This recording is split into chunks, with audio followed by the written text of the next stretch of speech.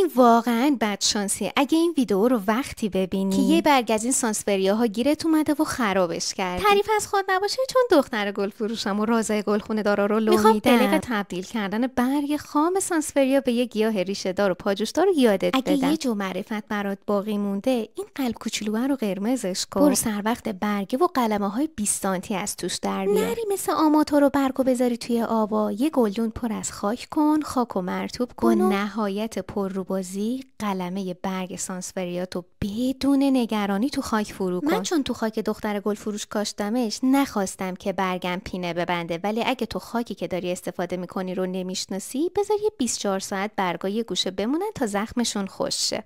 اگه خودمو بذارم جا تو ببینم یه دونه از قلم‌هام خراب شده، به احتمال زیاد حتما ناامید میشم و دیگه هیچ وقت قلمه نمیزنم. اما منم مثل تو 1000 تا قلمه خراب کردم تا به این مهارت دست پیدا کردم. کلیت ماجرای قلمه زدن همینه که یادت دادم. دو تا نکته ریز دیگه واسه قلمه زدن گیاها هست که اگه پیجمو فالو کنی و عدد 300 رو برام کامنت کنی، تو دایرکت برات ارسالش میکنم.